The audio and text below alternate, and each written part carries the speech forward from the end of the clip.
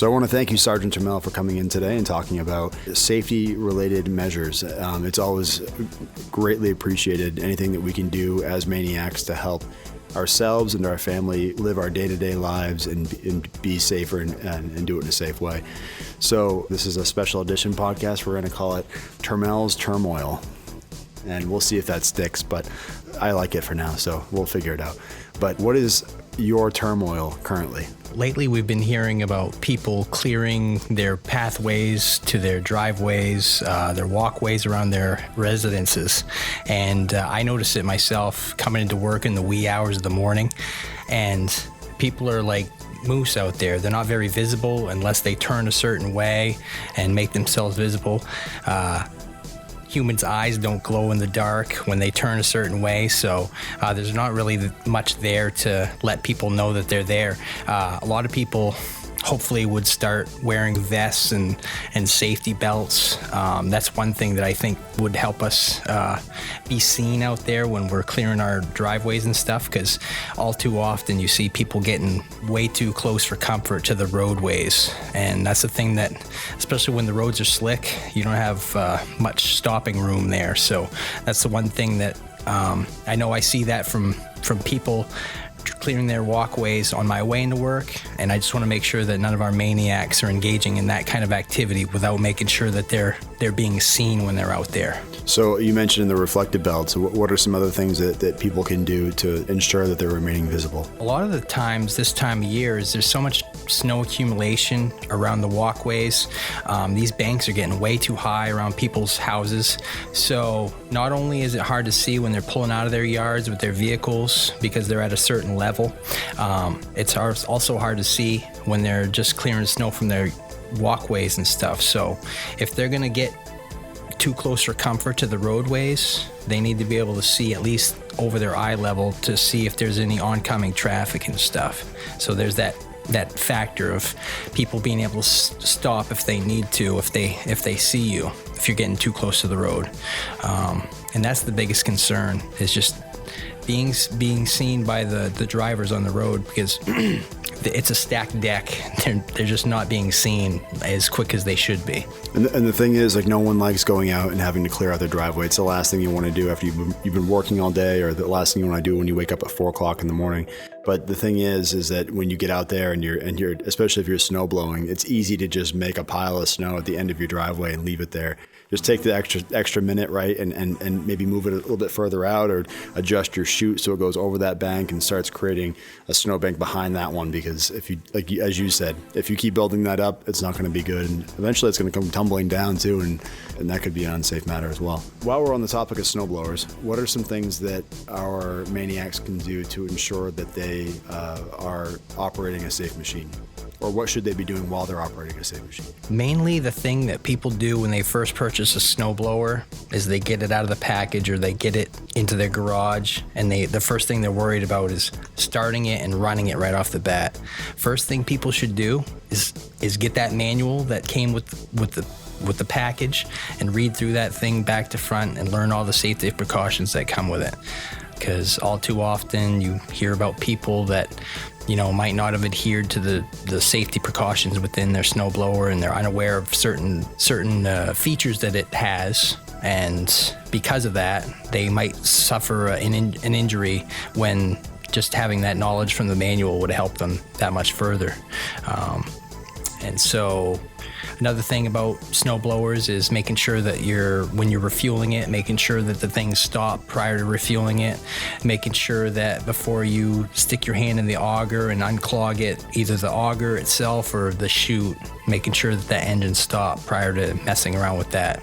And basically that comes from reading through the manual and making yourself aware of all those things. Just to kind of piggyback on what you're saying too, as exhilarating that reading can be, you also have the option too, if you take your model number of your snowblower and you Google that, and there are going to be videos out there, videos from consumers like you and me, and there are also some videos probably from the manufacturer as well on how-tos and instructional videos on how to start that up. Also, to piggyback on sticking your hand in the auger, a lot of newer snowblowers now will come with an attached, almost like an unclogging stick, I suppose, that it's just one more safety precaution. I don't have one of those on my snowblower, but I do keep a piece of like an 18-inch 2x3 on my snowblower that I can kind of stick in there just in case. A stick, just not your hand. Yeah. You don't want like a Final Destination thing going on where even though it's off, you never know, something could happen. And it's just in the wintertime, as most of you know, whatever can go wrong will probably go wrong, and that's not being negative. That's just the reality of the beast. Just don't give it a chance to happen is basically what it comes down to. The other thing that comes into play too is if you can limit your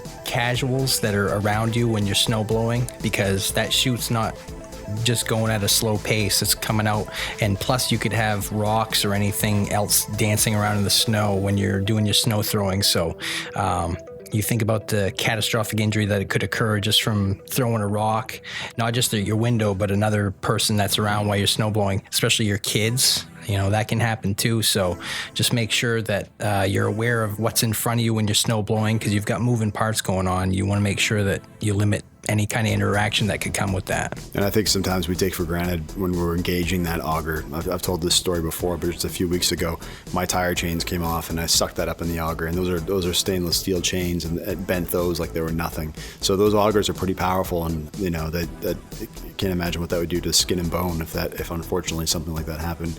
Whether it was yourself or unfortunately a family member or the neighbor's dog. So as sad as that would be, but. For those people who don't snowblow, what about shoveling? What can people do to avoid back injuries or slipping on the ice or any of that good stuff? Well, if you're lucky enough to have anti-skid soles on your boots and everything like that, or if you're lucky enough also to have a pair of spike wear or anything that can be an accessory strapped to the bottom of your shoes, that'll help, especially when you're shoveling, especially if there's snow or if there's ice underneath the snowy surface that you're shoveling. Also, if I think of shoveling kind of like I do lifting, because it's basically what you're doing.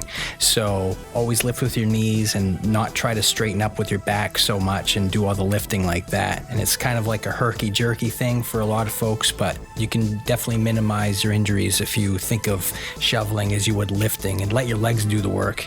You're going to feel the burn, yes, but it's better to feel the burn in your legs and buttocks than it is in your back. Your lower back especially. And they make shovels that are back that support that, right? That are designed to not engage your back as much, I think, right? Yeah, they've come a long way. You go through Lowe's or Home Depot or whatever your specialty store is, and you'll see a huge array of shovels nowadays that despite the odd looks and the offsets or whatever, those are designed to help you do it more effectively and be able to sustain longer minutes of time shoveling, because we're in the Northeast, so get used to it, unfortunately. What about plowing for those who plow? Do you have any safety tips on plowing? Basically, when it comes to plowing, use the same caution as you would if you were a pedestrian. Think of it as you have a lot of pedestrian caution to worry about when you're out plowing, and just some people aren't as reflectorized and as visible in these conditions that you're normally plowing. Nobody plows on a nice sunny day where it's clear and there's hardly any snow. There's always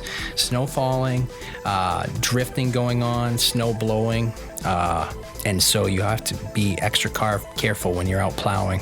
And there's solid objects underneath the snow, so there's definitely all kinds of things to be wary about when you're plowing. Even when it seems like it's safe and you're on a long driveway and you're pushing that snow at the end of the driveway, it's just like when you're at the range qualifying on your weapons. You need to be aware of your backdrop, be aware of what's on the other side of that snowbank, and be aware of what you're pushing that snow and ice and gravel and dirt onto, because again, it could be something that you left out in the yard. It could be the Charlie Brown Christmas tree that you put there, or it could be the neighbor's dog. It could be a Toyota Prius. Whatever it is, it could get destroyed pretty quickly. And I know we run into that too around the base. You hear about mishaps, equipment damage, where we're not sure what's underneath that snowbank and stuff. It could be a fire hydrant, which has happened, and it's totally understandable. But at the same time, as long as we're keeping a stake in the ground or something to keep that area visible where it would be otherwise covered with snow.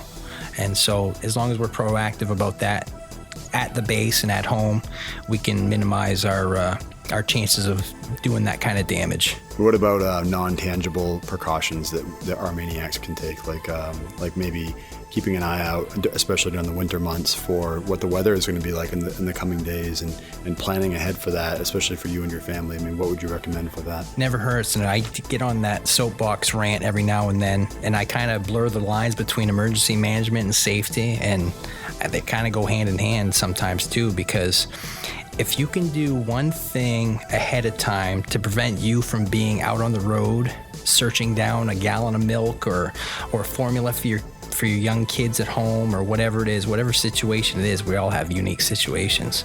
So whatever you can do to keep yourself from being out in that snowstorm when it's an 8-inch brawler out there, and at home with your family where you should be, taking care of their needs and stuff, should you be needed, you're more needed there than you are out on the road trying to navigate these crazy Maine conditions that we have to put up with. So if you take anything other than that away from this, then good. But that's the main premise there, is to keep people off the roads. And we get into that prepper mentality. Thank God for these shows that are on TV nowadays. But there's a hint of truth to the way we live around here, because we don't live in Virginia where we might have a winter storm knock us out for a couple days and then we're good to go for the rest of the winter.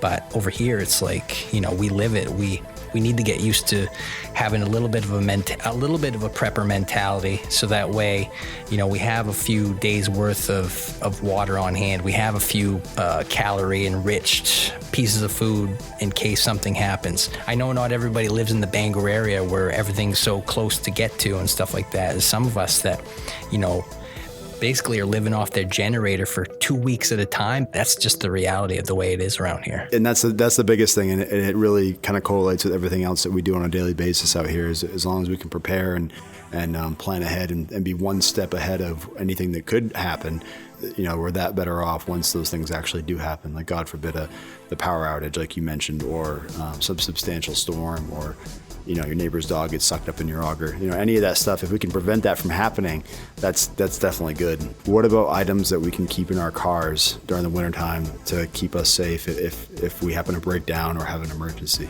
Car batteries, they're always good to us in the summertime, but when it comes around to wintertime, they always give us some trouble. And we know some people that work in the building over here, they've had battery issues, and usually it only rears its ugly head in the wintertime. So what I suggest is, if you can get a jump start kit to give you that cold weather assist, especially in the wintertime. You might go out to the store, and this is when it happens. You go out to the store, you're out in Timbuktu, wherever, you name it, and nobody's around to give you that jump when you need it most. So just think about that kind of thing that could happen, and that might prompt you into making that little purchase to help you jumpstart. Also, a good thing to have in your vehicle would be a blanket, because you never know if you might be stranded for a long enough period of time. Something to keep the warmth in that much longer while you're waiting for help. Road flares. Seems like something we don't talk about that often, but when you're stranded on the side of the road, somebody sees a road flare, they're gonna know you need help. It's not just sometimes you might see someone with blinkers on, and it seems commonplace, and it gets to be white noise after seeing blinkers on the side of the road. But you see a road flare, someone's gonna know you need help, and they're gonna more than likely pull over and give you a hand, hopefully. If they have a paper bag over their head with a chainsaw in their hand, make sure you don't stop and help them out. We probably should put that in there. You never know. So you mentioned blankets. Wool blankets are always good, right? Because they're fairly inexpensive, and they're warm. Plus they're semi-waterproof, and they can still keep you warm even if they are wet.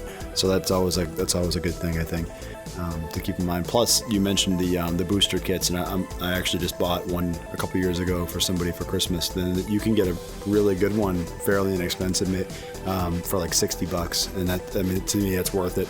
You could even charge your cell phone or any electronic device off the same piece of equipment you leave right in the trunk of your car. Yeah, that's more incentive, especially in this day and age, because if we can find something to charge our cell phone, and something like a cell phone, that's our lives on that. So any any kind of connectivity with the outside world and anything that can lend itself to that's a bonus. So it's good to hear that they've incorporated that into the emergency roadside kits now. It makes sense. Absolutely. Everybody has a phone, and if your phone is dead and you're trying to call for help, you could always plug it in and you'd be good to go. Send up the bat signal and you can be rescued. So that's awesome. Is there anything you want to add, Sergeant Turmel? It's always a joy to sit down with you, Sergeant Sinclair, and go over all these different scenarios. And these podcasts are certainly a way to reach out to people who maybe aren't really reading the emails that safety sends out, as long as we're getting this message out to all our MAINEiacs. Absolutely. That's first and foremost. And secondly, we want to make sure that your turmoil is alleviated. And I think that we've neutralized that here today, now that you've got that off your conscience. So hopefully these are, like, as you said, these are good tips and tricks for our MAINEiacs, so that they can remain safe, and especially throughout the winter months. And we've had a pretty harsh winter compared to last winter that we've had. We've already got 3 times as much snow. We all work long hours, and we come home, and you may be fatigued, and you may be tired, and you might be careless, and that usually follows being fatigued. And next thing you know, you do something unsafe and you slip and crack your head on the ice or whatever. So we all appreciate you coming in and talking about this. It's always good to hear from you. And until next time on Turmel's Turmoil. I like it. It'll stick. We'll see if we have any backlash on it. So thanks again. You betcha. Thanks, Sergeant Sinclair.